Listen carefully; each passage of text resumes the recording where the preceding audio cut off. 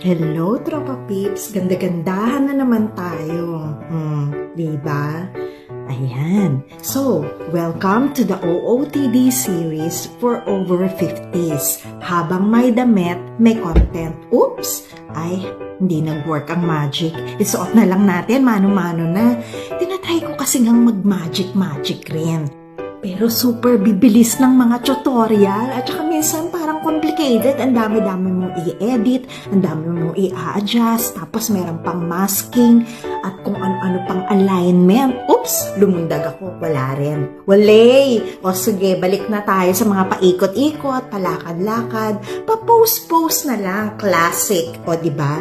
Yan lang ang kaya natin. Syempre, medyo alam nyo na ang edad natin, pero hindi man tayo papatalo, di ba? Inspiring pa rin kahit na hindi na tayo mag-magic. Ayan na lang, okay na yan.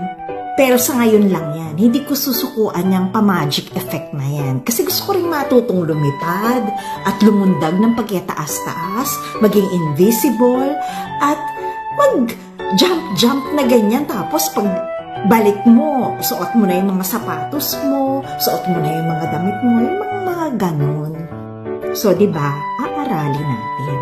So, kailangan isa-isahin yung mga tutorial na yan. Oops, balik na ako dito.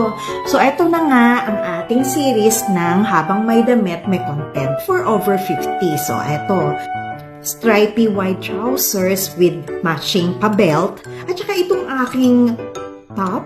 Naku, very old na yan, pero very comfortable at saka it never goes out of style kahit naka-trousers or naka-skirt. Maganda ang fitting niya. Teka, ayusin natin ang konti ang ating hair. Ayan, so, pa-model effect, ganyan-ganyan lang. O, diba? Aura lang ng aura, ganyan. Ganda-gandahan. Ayan. Tapos, naglagay lang ako ng lipstick dyan, tapos konting polvo, and carry na. Lakad-lakad, cross-cross ng mga paa, ganyan, ikot. Yan. Ito ang second outfit natin. Yung una, yung yellow dress. Oops! Eto na. Nahuli ako. Third outfit.